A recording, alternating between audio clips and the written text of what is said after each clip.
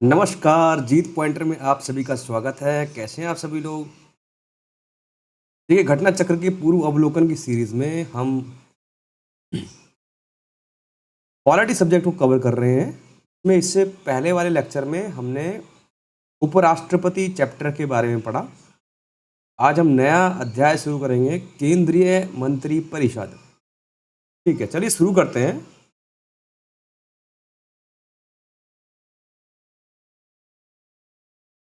केंद्रीय मंत्री परिषद।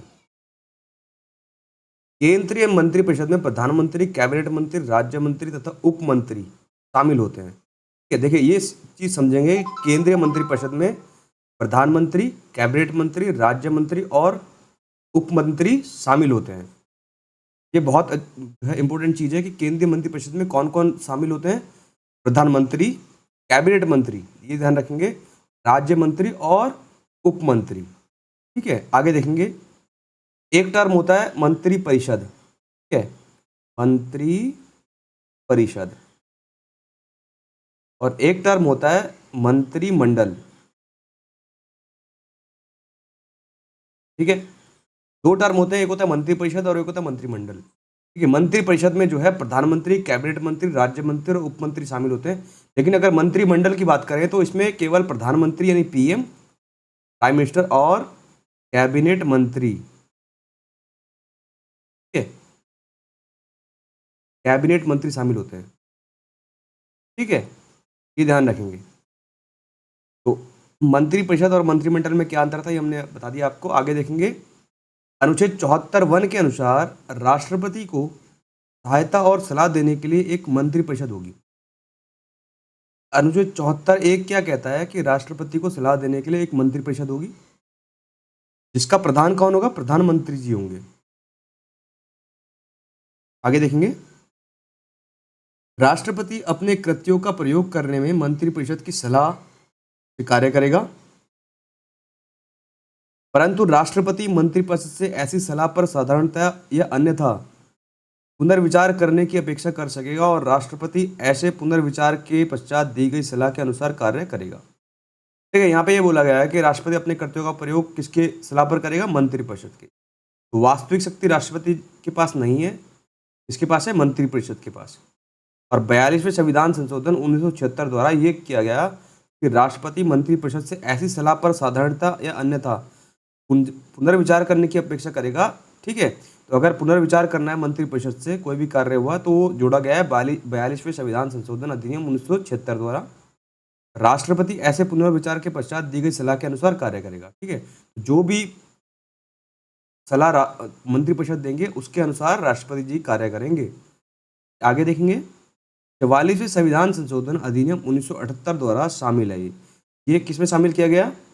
44वें संविधान संशोधन 1978 द्वारा। तो अगर प्रश्न इस प्रकार बनता है कि राष्ट्रपति जी द्वारा मंत्री परिषद की सलाह पर पुनर्विचार के लिए शक्ति जो दी गई है वो 44वें संविधान संशोधन 1978 द्वारा दी गई है। आगे देखेंगे। अनुच्छेद 74(2) के अनुसार इस प्रश्न से कि किसी न्यायालय से जांच नहीं की जाएगी क्या मंत्रियों ने राष्ट्रपति को कोई सलाह दी है, यदि दी है तो क्या दी है। ये ध्यान रखेंगे। ये भी दिया गया है कि इस चीज़ की न्यायालय में कोई भी जांच नहीं होगी कि राष्ट्रपति जी को मंत्रियों ने क्या सलाह दी है। ठीक है, तो राष्ट्रपति जी पर के विरुद्ध में कोई भी न्यायालय में जो है कोई भी न्यायालय के अंदर मतलब न्यायालय में कोई भी जो है दायर नहीं किया जा सकता कोई भी मामला, क्योंकि वो किसकी सलाह पर कार्य कर रहे हैं? मंत्रियों की सलाह पर कार्य कर रहे हैं और इस पर कोई भी जांच नहीं की जाएगी। ठीक है, आगे देखेंगे। अनुच्छेद 75(1) के अनुसार प्रधानमंत्री की नियुक्ति राष्ट्रपति करेंगे। ठीक है, ये भी ध्यान रखेंगे। प्रधानमंत्री की नियुक्ति कौन करता है? राष्ट्रपति जी करते हैं। और ये किस में दिया गया है? 75(1) में दिया गया है। ठीक है, केंद्रीय मंत्रिपरिषद की बात की जा रही है तो प्रधानमंत्री जी की बात की जाएगी, क्योंकि मंत्रिपरिषद के प्रधान कौन होते हैं? प्रधानमंत्री जी होते हैं। और प्रधानमंत्री की नियुक्ति कौन करते हैं? राष्ट्रपति जी करते हैं। ये इस चीज़ का प्रावधान किया गया है 75(1) के अंतर्गत। आगे देखेंगे। अनुच्छेद 75(1) के कै के अनुसार मंत्रिपरिषद में प्रधानमंत्री सहित मंत्रियों की कुल संख्या लोकसभा के सदस्यों की कुल संख्या के 15% से अधिक नहीं होगी। ठीक है, 75(1) के कै में ये दिया गया है जो मंत्री परिषद है, मंत्री परिषद पूरी कार्यपालिका की जो कार्य संभालती है वो मंत्री परिषद संभालता है। ठीक है, जो मेन सरकार है वो मंत्री परिषद है।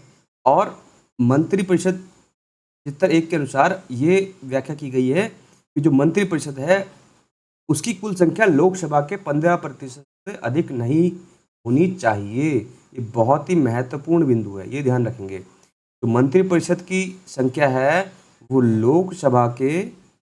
लोकसभा में जितने भी मेंबर हैं उसके 15% से ज़्यादा नहीं होनी चाहिए।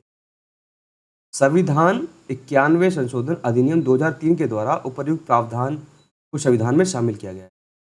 ठीक है, जो ये 15% शामिल किया गया है कि मंत्रिपरिषद की संख्या लोकसभा के 15% से ज़्यादा नहीं होनी चाहिए।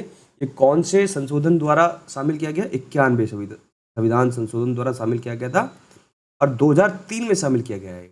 आगे देखेंगे, अनुच्छेद 75(2) के अनुसार मंत्री राष्ट्रपति के प्रसाद पर्यंत अपना पद धारण करते हैं। ठीक है, जो मंत्री हैं वो किसके प्रसाद पर्यंत अपना पद धारण करते हैं? राष्ट्रपति के।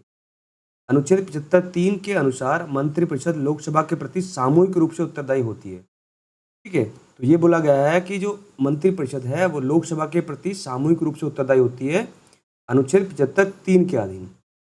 संविधान में मंत्रिमंडल शब्द का प्रयोग केवल अनुच्छेद 352 के खंड 3 में किया गया है। संविधान का जो मंत्रिमंडल शब्द का प्रयोग किया गया है वो केवल 352 के खंड 3 के अधीन किया गया। कैबिनेट या मंत्रिमंडल प्रधानमंत्री सहित कैबिनेट स्तर पर मंत्रियों की परिषद होती है। ठीक, आगे देखेंगे।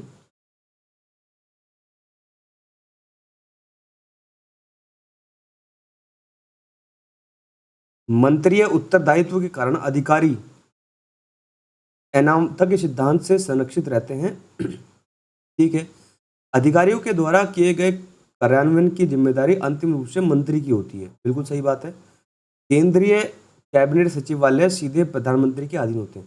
यहाँ पे ये बोला जा रहा है कि मंत्री जो होते हैं वो उत्तरदायित्व किसके कारण होते हैं? अनामतक के सिद्धांत से संरक्षित होते हैं। और अधिकारी के द्वारा कार्यान्वयन जिम्मेदारी किसकी होती है? मंत्री की होती है। कोई भी कार्य किया जाएगा, ठीक है, तो वो किसकी जिम्मेदारी होगी? मंत्री की होगी। और केंद्रीय कैबिनेट सचिवालय सीधे किसके अधीन होते हैं? प्रधानमंत्री के अधीन होते हैं। तो कैबिनेट सचिवालय है वो किसके अधीन होते हैं? प्रधानमंत्री के अधीन होते हैं। इसका प्रशासनिक प्रमुख कैबिनेट सचिव होता है। ये भी ध्यान रखेंगे कि इसका प्रशासनिक प्रमुख कौन होता है? जो कैबिनेट सचिवालय है तो प्रशासनिक प्रमुख कौन होगा? कैबिनेट सचिव होगा, जो सिविल सर्विसेज बोर्ड का पदेन अध्यक्ष भी होता है। अनुच्छेद 75(5) के अनुसार कोई मंत्री जो निरंतर 6 माह की किसी अवधि तक संसद के किसी सदन का सदस्य नहीं है उस अवधि की समाप्ति पर मंत्री नहीं रहेगा। ये भी ध्यान रखेंगे। 75(5) के अनुसार ये प्रावधान किया गया है कि अगर कोई मंत्री 6 महीने तक संसद के किसी सदन का सदस्य नहीं है तो वो मंत्री नहीं रहेगा। ये ध्यान रखेंगे। प्रधानमंत्री तथा अन्य मंत्रियों को शपथ कौन देगा? राष्ट्रपति देगा। ये भी ध्यान रखेंगे। प्रधानमंत्री तथा अन्य मंत्रियों को शपथ कौन दिलाता है? राष्ट्रपति जी दिलाते हैं। आगे देखेंगे। प्रधानमंत्री अपना त्याग पत्र राष्ट्रपति को देते हैं। ये भी ध्यान रखेंगे। प्रधानमंत्री अपना त्याग पत्र किसे देंगे? राष्ट्रपति जी को। और राष्ट्रपति अपना त्याग पत्र किसे देते हैं? उपराष्ट्रपति को। ठीक है, और उपराष्ट्रपति अपना त्याग पत्र किसे देते हैं? राष्ट्रपति को। इस प्रकार क्वेश्चन आते हैं। ठीक है, ये ध्यान रखेंगे। अनुच्छेद 78 के अनुसार प्रधानमंत्री राष्ट्रपति को ऐसी सूचना देंगे जो संघीय प्रशासन और प्रधान के बारे में उसके द्वारा मांगी जाए। प्रधानमंत्री की राष्ट्रपति को सूचना देना कौन से अनुच्छेद में? अनुच्छेद 78 में। ये ध्यान रखेंगे। 15 अगस्त 1947 को केंद्र में मंत्रालयों की संख्या 18 थी। ठीक है, 15 अगस्त 1947 को केंद्र में मंत्रालयों की संख्या कितनी थी? 18 थी। वर्तमान में केंद्रीय मंत्रालयों की कुल संख्या कितनी है? 51 है। ठीक है, आगे देखेंगे। तो ये हमने व्याख्या देखी है केंद्रीय मंत्रिपरिषद की। अब प्रीवियस ईयर्स में क्वेश्चन आए हुए हैं, उनको सॉल्व कर लेते हैं।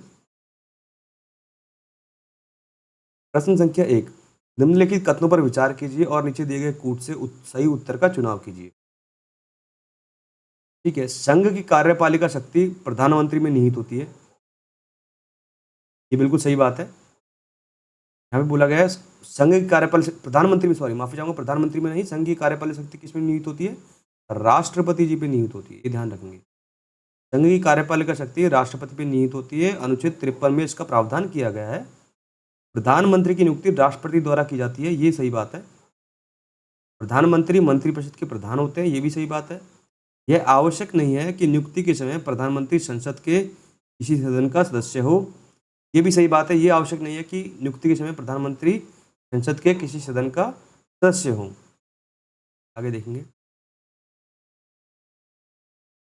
संविधान के अनुच्छेद 53(1) के अनुसार संघ की कार्यपालिका शक्ति राष्ट्रपति में निहित होती है और वह इसका प्रयोग संविधान के अनुसार स्वयं या अपने अधीनस्थ अधिकारियों द्वारा करेगा। अनुच्छेद 74(1) के तहत प्रधानमंत्री मंत्रिपरिषद का प्रधान होता है। अनुच्छेद 75(1) के तहत प्रधानमंत्री की नियुक्ति कौन करता है? राष्ट्रपति द्वारा की जाती है। अनुच्छेद 75(5) के प्रावधान के तहत कोई भी व्यक्ति यदि संसद सदस्य नहीं है तो भी प्रधानमंत्री बन सकता है या मंत्रिपरिषद में सम्मिलित हो सकता है, लेकिन 6 माह के अंदर, 6 माह के भीतर उसे सदन की सदस्यता अवश्य लेनी होगी। ठीक है,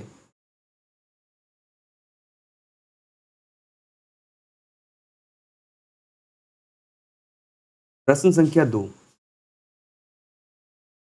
भारत के प्रधानमंत्री के विषय में निम्नलिखित कथनों में से कौन सही है? यहाँ पे ये बोला जा रहा है, तो प्रधानमंत्री मंत्रिपरिषद का नाम मात्र का नेता होता है, ये गलत बात है। वह संसद के प्रति उत्तरदायी नहीं है, ये भी गलत बात है। वह अपने मंत्रियों में से किसी को बर्खास्त नहीं कर सकता, ये भी गलत बात है। मंत्रिपरिषद जो है मंत्रियों को बर्खास्त कर सकते हैं प्रधानमंत्री जी। प्रधानमंत्री मंत्रिपरिषद का वास्तविक नेता होता है, बिल्कुल सही बात है, ये बिल्कुल सही बात है। प्रधानमंत्री मंत्रिपरिषद के वास्तविक नेता होता है। आगे देखेंगे, भारत के संविधान के अनुच्छेद 74(1) में स्पष्ट उल्लेख है कि राष्ट्रपति को सहायता और सलाह देने के लिए एक मंत्रिपरिषद होगी जिसका प्रधान प्रधानमंत्री होगा। राष्ट्रपति अनिवार्यतः ऐसे व्यक्ति को प्रधानमंत्री नियुक्त करता है जो उस दल का नेता है जिसका लोकसभा में बहुमत है, या ऐसा व्यक्ति है जो अन्य राजनीतिक दलों का समर्थन प्राप्त करके लोकसभा में विश्वास मत प्राप्त करेगा। ठीक है, अन्य सभी मंत्री राष्ट्रपति द्वारा प्रधानमंत्री की सलाह पर नियुक्त किए जाते हैं। आगे देखेंगे,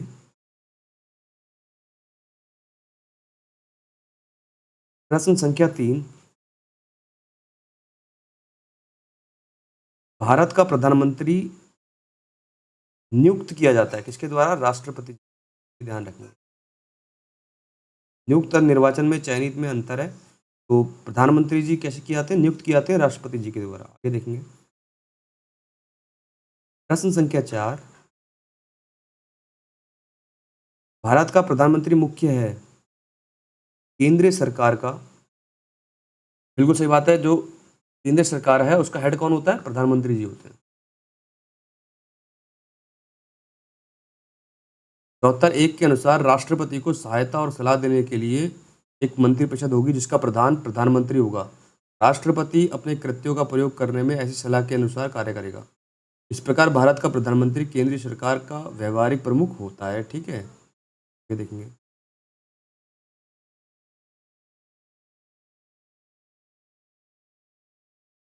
प्रश्न संख्या 5, भारतीय संविधान के अनुच्छेद 78 में प्रावधान है दायित्वों का। 78 में क्या दिया गया है? प्रधानमंत्री के दायित्व के बारे में बताया गया है, देख लेते हैं।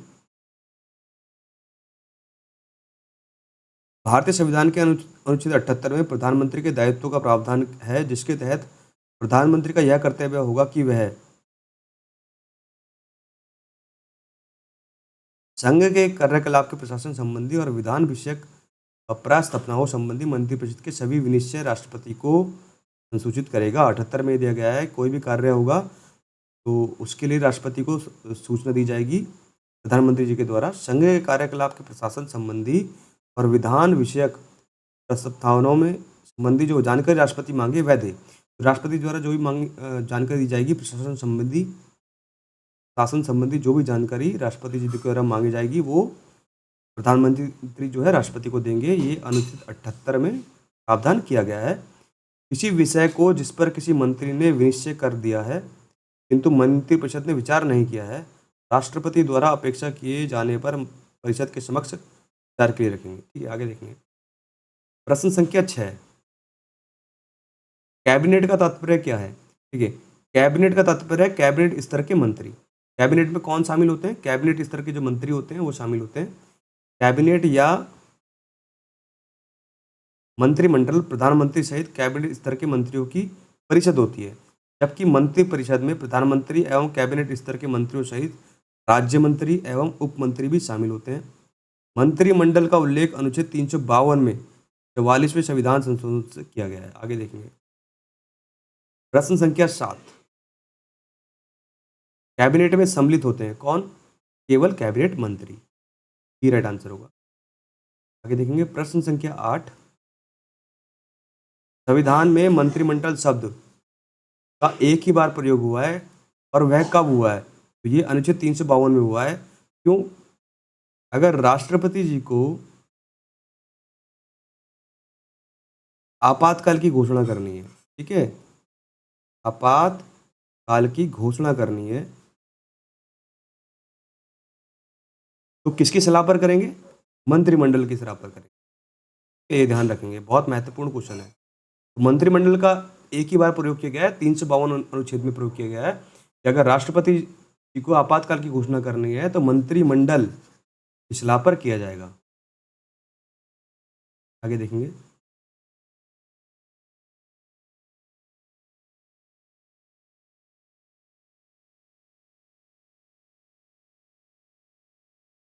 संविधान में मंत्रिमंडल शब्द का प्रयोग केवल अनुच्छेद 352 के खंड 3 में किया गया है। इसके अनुसार राष्ट्रपति आपातकाल की उद्घोषणा तभी कर सकेगा जब संघ का मंत्रिमंडल उसे लिखित रूप से ऐसा संशोधित करे 44वें संविधान संशोधन अधिनियम 1978 से उपबंधित हो। आगे प्रश्न संख्या 9, संघ सरकार के संदर्भ में निम्नलिखित कथनों पर विचार कीजिए। एन गोपालास्वामी आयंगर समिति ने सुझाव दिया था कि किसी मंत्री और किसी सचिव को प्रशासनिक सुधार करने और उसे बढ़ावा देने के लिए पूर्णतः नामित किया जाना चाहिए। ठीक है, ये गलत बात है। आगे देखेंगे। 2, प्रशासनिक सुधार आयोग 1966 की संस्तुति के आधार पर 1970 में कार्मिक विभाग का गठन किया गया है और इसे प्रधानमंत्री के प्रभार के अधीन रखा गया है। ये बिल्कुल सही बात है। केवल 2 राइट आंसर होगा। आगे देखेंगे।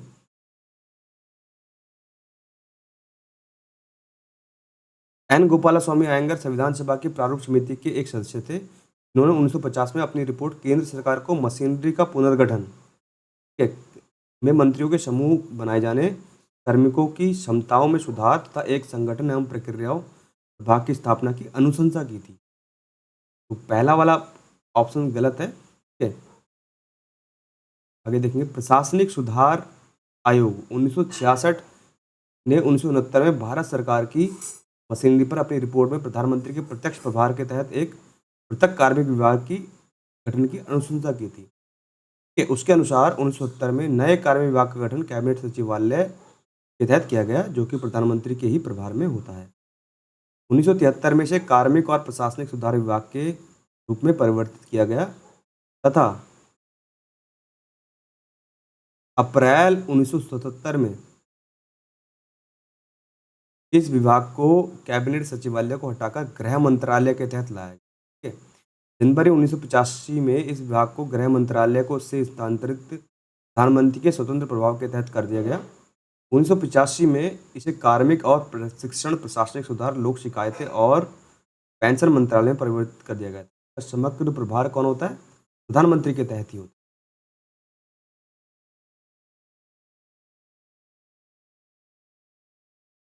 प्रश्न संख्या 10, संघ सरकार के संदर्भ में निम्नलिखित कथनों पर विचार कीजिए। यहाँ पे ये बोला जा रहा है।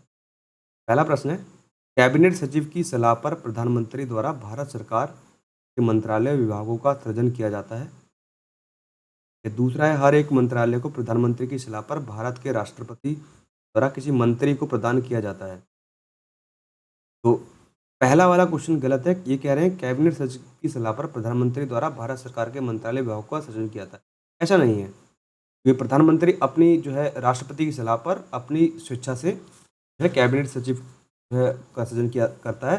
हर एक मंत्रालय को प्रधानमंत्री की सलाह पर भारत के राष्ट्रपति द्वारा किसी मंत्री को प्रदान किया जाता है। बिल्कुल सही बात है कि किसी भी मंत्री को कोई मंत्रालय दिया जाता है वो प्रधानमंत्री की सलाह पर दिया जाता है। और कौन देता है? राष्ट्रपति देता है। वो बिल्कुल सही। बी हमारा राइट आंसर होगा।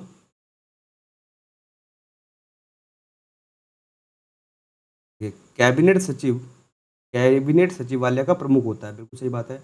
जो सिविल सर्विसेज बोर्ड का पदेन अध्यक्ष होता है, जो सिविल सर्विसेज बोर्ड है उसका पदेन अध्यक्ष कौन होता है? कैबिनेट सचिव।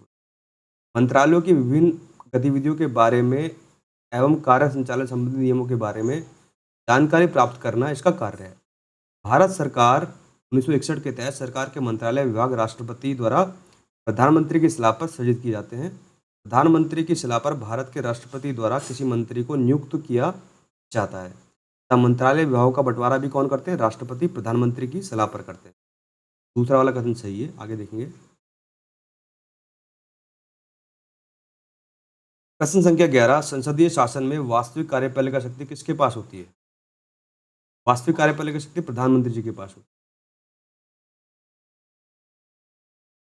प्रश्न संख्या 12, निम्नलिखित कथनों पर विचार कीजिए।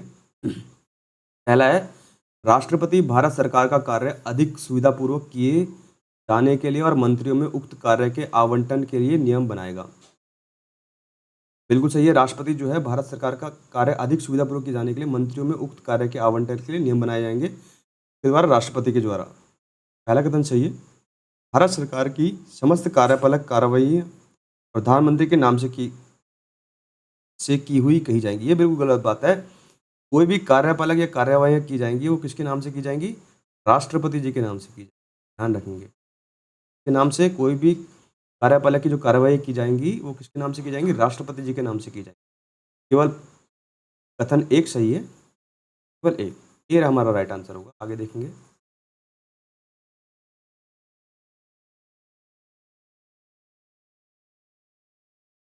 भारतीय संविधान के अनुच्छेद 77(1) के अनुसार भारत सरकार की समस्त कार्यपालिक कार्रवाई राष्ट्रपति के नाम से की हुई कही जाएंगी। ये ध्यान रखें। इसके अनुसार राष्ट्रपति भारत सरकार का कार्य अधिक सुविधापूर्वक किए जाने के लिए और मंत्रियों में उक्त कार्य के आवंटन के लिए नियम बनाएंगे। ये ध्यान रखें। आगे देखेंगे। प्रश्न संख्या 13, यदि भारत के प्रधानमंत्री संसद के उच्च सदन के सदस्य हैं तो अगर प्रधानमंत्री राज्यसभा के सदस्य हुए तो क्या होगा? वे अविश्वास प्रस्ताव की स्थिति में अपने पक्ष में वोट नहीं दे सकेंगे। ये ध्यान रखेंगे। अगर अविश्वास प्रस्ताव चल रहा है और लोकसभा के सदस्य नहीं है तो वोट नहीं दे सकते। कौन? प्रधानमंत्री। तो ये राइट आंसर होगा। ठीक है। प्रधानमंत्री या मंत्रिपरिषद का कोई सदस्य जो किसी भी सदन का सदस्य है वह वहाँ बोल सकता है। ठीक है। मतदान कर सकता है, किंतु वह जिस सदन का सदस्य नहीं है, अगर वो उस सदन का सदस्य नहीं है वहाँ बोल तो सकता है किंतु मतदान में भाग नहीं ले सकता है। इसलिए अगर प्रधानमंत्री जी उच्च सदन के सदस्य हुए, यानी उच्च सदन बोले तो राज्यसभा के सदस्य हुए, तो वहाँ पे अगर अविश्वास प्रस्ताव पारित हुआ तो मत नहीं दे पाएंगे क्योंकि वो लोकसभा के सदस्य नहीं है। अविश्वास प्रस्ताव मंत्रिपरिषद में लोकसभा के विश्वास के निर्धारण हेतु लोकसभा में ही लाया जाता है। ये ध्यान रखेंगे। अविश्वास प्रस्ताव किस में लाया जाता है? लोकसभा में लाया जाता है। और अगर लोकसभा के सदस्य प्रधानमंत्री जी नहीं है तो मत नहीं दे पाएंगे। अतः यदि भारत के प्रधानमंत्री संसद के उच्च सदन के सदस्य हैं तो वे अविश्वास प्रस्ताव की स्थिति में अपना वोट नहीं दे पाएंगे। उच्च सदन की बात करें तो राज्यसभा की बात की जा रही है। यदि अविश्वास प्रस्ताव लोकसभा में पारित हो जाए तो मंत्रिपरिषद को त्याग पत्र देना पड़ता है। आगे देखेंगे। प्रश्न संख्या 14, भारतीय संविधान के निम्नलिखित प्रावधानों में कौन सा प्रावधान मंत्रिपरिषद की नियुक्ति तथा पदच्युत को विवेचित करता है? कौन सा ऐसा प्रावधान है जो मंत्रिपरिषद की नियुक्ति और उसके पद से हटाने के बारे में व्याख्या करता है? तो ये अनुच्छेद 75 की बात की जा रही है, 75 की। भारतीय संविधान का अनुच्छेद 75 मंत्रिपरिषद की नियुक्ति एवं पद से हटाने यानी पदच्युति के विवेचित करता है। इसके अनुसार प्रधानमंत्री की नियुक्ति राष्ट्रपति करेगा और अन्य मंत्रियों की नियुक्ति राष्ट्रपति प्रधानमंत्री की सलाह पर करेगा। मंत्री जो हैं राष्ट्रपति के प्रसाद प्रसाद पर्यंत पद धारण करेंगे, ध्यान रखें। आगे देखेंगे प्रश्न संख्या 15। आमतौर पर भारत के प्रधानमंत्री होते हैं, कौन होते हैं? लोकसभा का सदस्य, ये ध्यान रखें, क्योंकि जनता के द्वारा निर्वाचित होते हैं ना प्रधानमंत्री, इसलिए लोकसभा का सदस्य होना जो है ना बहुत जरूरी है। संविधान के अनुसार प्रधानमंत्री दोनों सदनों में से किसी का भी सदस्य हो सकते हैं। आमतौर पर वह लोकसभा का सदस्य होते हैं, क्योंकि लोकसभा जनता के द्वारा, ये ध्यान रखेंगे, जनता के द्वारा प्रत्यक्ष रूप से निर्वाचित निकाय है और वह लोकतांत्रिक ढंग से निर्वाचित सरकार का प्रतिनिधित्व करता है। फिर भी राज्यसभा से प्रधानमंत्री बनाए जाने पर कोई प्रतिबंध नहीं है, लेकिन ज़्यादा लोकतांत्रिक यही है कि वह लोकसभा के सदस्य हों, जनता के द्वारा निर्वाचित हो। ये देखेंगे प्रश्न संख्या 16। भारत के प्रधानमंत्री की नियुक्ति के समय ऑप्शन दिए हैं। जरूरी नहीं है कि वह संसद के दोनों सदनों में से एक का आवश्यक रूप से सदस्य हो, परंतु उसे 6 माह के अंदर आवश्यक रूप से दोनों में से एक सदन का सदस्य हो जाना चाहिए। बिल्कुल सही बात है, पहला ही ऑप्शन सही है। अगर प्रधानमंत्री की नियुक्ति हो जाती है तो ये आवश्यक नहीं है कि वो संसद के किसी भी सदस्य का किसी भी संसद के किसी भी सदन के सदस्य हों, यानी लोकसभा या राज्यसभा का। लेकिन अगर वो निर्वाचित हो जाते हैं और प्रधानमंत्री के पद पर नियुक्त हो जाते हैं 6 महीने के अंदर, ठीक है, उन्हें किसी भी सदन का सदस्य हो जाना चाहिए। ठीक है, आगे देखेंगे प्रश्न संख्या 17। भारत का प्रधानमंत्री बनने के लिए न्यूनतम आयु कितनी होनी चाहिए? 25 वर्ष। क्यों? लोकसभा का सदस्य बनने के लिए कितनी आयु होती है? 25 वर्ष। इसीलिए प्रधानमंत्री के लिए बनने के लिए न्यूनतम आयु कितनी होनी चाहिए? 25 वर्ष। देखिए, संविधान के 75(1) के अनुसार राष्ट्रपति प्रधानमंत्री की नियुक्ति करेगा। वह व्यक्ति सदस्य लोकसभा या राज्यसभा होना चाहिए। नहीं है तो 6 महीने के अंदर उन्हें जो है सदस्यता लेनी पड़ेगी। लोकसभा के सदस्य के लिए कम से कम कितनी आयु होती है? 25 वर्ष। इसकी लोकसभा के सदस्य, यही बात मैं बताना चाह रहा था। ठीक है, तो राज्यसभा के सदस्य के लिए कम से कम 30 वर्ष होनी की आयु होना आवश्यक है। अतः प्रधानमंत्री बनने हेतु न्यूनतम आयु कितनी होनी चाहिए? 25 वर्ष। आगे देखेंगे प्रश्न संख्या 18। प्रधानमंत्री को राष्ट्रपति के द्वारा नियुक्त किया जाता है, ये बिल्कुल सही बात है। और अन्य मंत्रियों की नियुक्ति राष्ट्रपति की सलाह पर कौन करते हैं? प्रधानमंत्री जी करते हैं।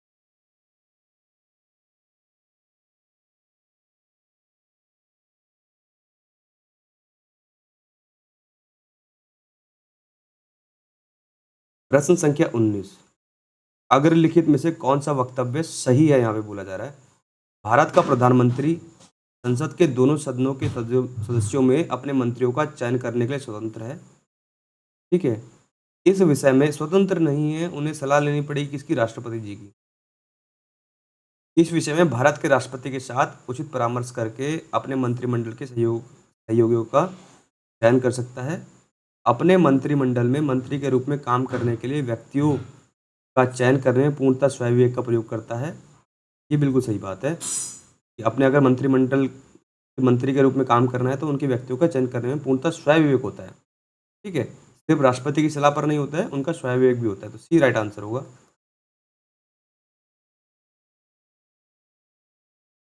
प्रधानमंत्री मंत्रिपरिषद का क्या होता है? प्रधान होता है।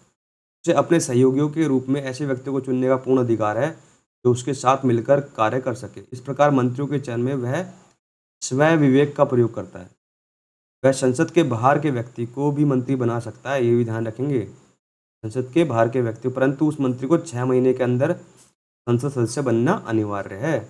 ऐसा ना होने पर 6 माह के पश्चात मंत्री पद से मुक्त कर दिया जाएगा, ये भी ध्यान रखेंगे। आगे देखेंगे प्रश्न संख्या 20। जो व्यक्ति संसद का सदस्य नहीं है, केंद्रीय मंत्री रह सकता है 6 महीने तक के लिए। 6 महीने के बाद उन्हें जो है, मतलब 6 महीने के अंदर उन्हें किसी भी सदन की सदस्यता लेना जरूरी है। अगर ऐसा नहीं करते हैं तो उनके पद को जो है रिक्त कर दिया जाएगा। प्रश्न संख्या 21। भारत में वह मंत्री जो संसद के सदनों में से किसी सदन का भी सदस्य नहीं है, उसे मंत्री के पद से मुक्त हो जाना पड़ता है 6 महीने बाद, ये ध्यान रखें। प्रश्न संख्या 22। भारत की संसद के संबंध में निम्नलिखित में से कौन सा कथन सही नहीं है कह रहे हैं। ठीक है, संविधान में एक संसदीय प्रणाली की सरकार का प्रावधान किया गया है। ठीक है, ऐसा नहीं है, विधान में कोई भी संसदीय प्रणाली की सरकार का प्रावधान नहीं किया गया है। संसद संसद का सर्वप्रमुख कार्य है मंत्रिमंडल का प्रावधान करना, ये भी गलत बात है। ठीक है, मंत्रिमंडल की सदस्यता निम्न सदन तक सीमित है, बिल्कुल सही बात है। जो मंत्रिमंडल है उसकी सदस्यता निम्न सदन तक सीमित रहती है। निम्न सदन किसे कहते हैं? लोकसभा को। ठीक है, किसको? लोकसभा को। तो मंत्रिमंडल जो बनती है वो लोकसभा में बनती है। मंत्रिमंडल किस में बनता है? लोकसभा में। कि मंत्रिमंडल कहाँ बनता है? लोकसभा में बनता है। और ये भी अनिवार्य है कि जो मंत्रिपरिषद है वो लोकसभा का 15% से अधिक नहीं होना चाहिए। सी हमारा राइट आंसर होगा। देखेंगे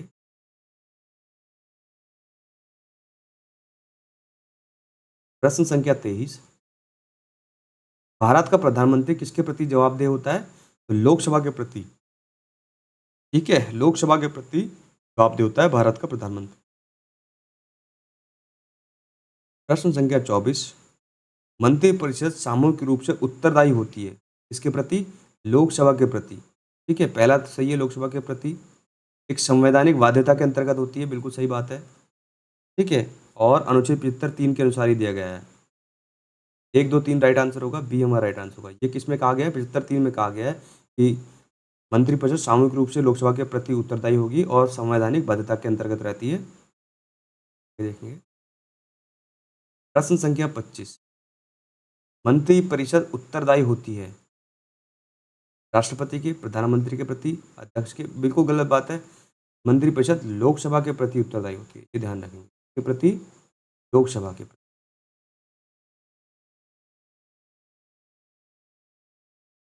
ठीक है, प्रश्न संख्या 26 देख लेते हैं।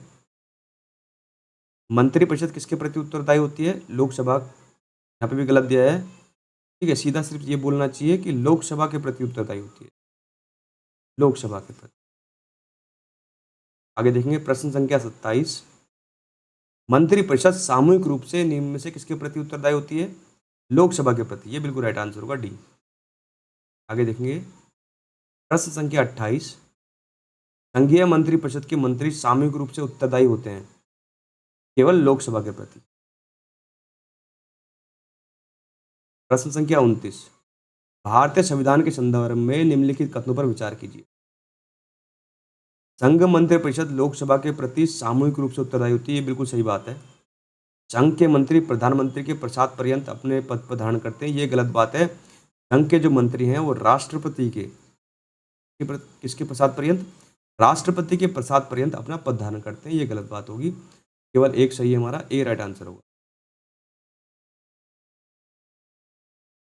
आगे देखेंगे प्रश्न संख्या 30, कथन ए, भारत संघ में मंत्रिपरिषद संयुक्त रूप से लोकसभा और राज्यसभा दोनों के प्रति उत्तरदायी होता है। ठीक है, ये बिल्कुल गलत बात है, केवल लोकसभा के प्रति उत्तरदायी होते हैं।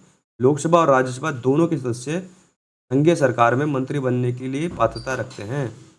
ठीक है, हाँ, लोकसभा और राज्यसभा दोनों के सदस्य जो होते हैं वो मंत्री बन सकते हैं।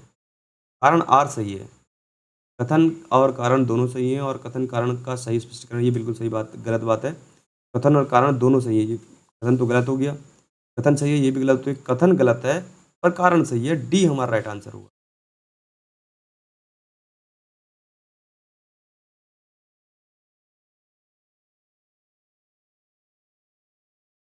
प्रश्न संख्या 31, निम्नलिखित कथनों पर विचार कीजिए।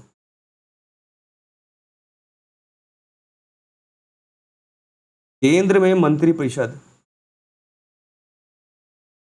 संसद के प्रति सामूहिक रूप से उत्तरदायी होती है। यहाँ पे संसद बोला गया है। ठीक है, संसद में लोकसभा और राज्यसभा दोनों आ जाते हैं।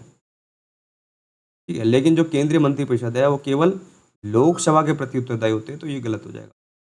संघीय मंत्री भारत के राष्ट्रपति के पश्चात पर्यंत पद धारण करते हैं, ये बिल्कुल सही बात है। जो मंत्री होते हैं संघीय मंत्री, वो राष्ट्रपति के पश्चात पर्यंत पद धारण करते हैं। विधि निर्माण हेतु प्रस्ताव के बारे में प्रधानमंत्री राष्ट्रपति को सूचित करेगा, बिल्कुल सही बात है ये भी। 2 और 3 हमारा सही है। केवल 2 और 3, बी राइट आंसर होगा। आगे देखेंगे।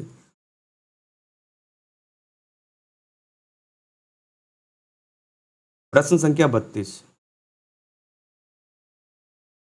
निम्नलिखित में से किसका भारत के संविधान में तो स्पष्ट उल्लेख नहीं है, पर परपाटी के रूप में पालन किया जाता है, ये बोला गया है। तो प्रधानमंत्री यदि निम्न सदन में बहुमत खो देता है, तो उसे त्यागपत्र दे देना चाहिए, बी राइट आंसर होगा। अगर निम्न सदन में लोकसभा में बहुमत खो देता है तो उसे त्यागपत्र दे देना होगा, क्योंकि वह प्रधानमंत्री किसके प्रति उत्तरदायी होता है, लोकसभा के प्रति उत्तरदायी होते हैं, बी राइट आंसर होगा। प्रश्न संख्या 33, भारतीय राजनीतिक व्यवस्था में कार्यपालिका किसके अधीन होती है, विधायिका के अधीन रहकर कार्य करती है। जो कार्यपालिका है वो किसके अधीन रह के कार्य करती है, विधायिका के अधीन रह के, ये ध्यान रखेंगे। कार्यपालिका है वो किसके अधीन रह के कार्य करती है, विधायिका। विधायिका मतलब मंत्रिपरिषद। आगे देखेंगे। भारत में संसदात्मक शासन प्रणाली अपनाई गई है। भारतीय राजनीतिक व्यवस्था में कार्यपालिका विधायिका के अधीन रहकर कार्य करती है, क्योंकि राजनीतिक कार्यपालिका का गठन विधायिका के सदस्यों में से होता है। बिल्कुल सही है। जो कार्यपालिका का गठन हो वो किसके से होगा, विधायिका के सदस्य से होगा। कार्यपालिका यानी मंत्रिपरिषद की बात करी जा रही है, सामूहिक रूप से विधायिका यानी लोकसभा के प्रति उत्तरदायी होती है। प्रश्न संख्या 34 सॉरी, निम्नलिखित में से कौन सा एक प्रस्ताव भारत में मंत्रिपरिषद रख सकती है, ठीक है। अविश्वास प्रस्ताव, ठीक है। अविश्वास प्रस्ताव अपने ही खिलाफ क्यों रखेगी मंत्रिपरिषद, ये तो गलत हो गया। भर्त्सना प्रभाव, ये भी नहीं है प्रस्ताव। स्थगन प्रस्ताव नहीं, विश्वास प्रस्ताव। देखिए, अविश्वास प्रस्ताव जो रखा जाता है वो मंत्रिपरिषद के खिलाफ रखा जाता है, तो मंत्रिपरिषद सिर्फ क्या रख सकती है, अपने प्रति विश्वास प्रस्ताव रख सकती है, डी राइट आंसर होगा। तो इस तरीके से समझेंगे, ठीक है। तो आज हमने केंद्रीय मंत्रिपरिषद देखी और उसके प्रीवियस ईयर्स के क्वेश्चन देखे। नेक्स्ट वीडियो में हम प्रीवियस ईयर्स में आए हुए क्वेश्चन सॉल्व करेंगे। आज के लिए यहीं रखते हैं, धन्यवाद।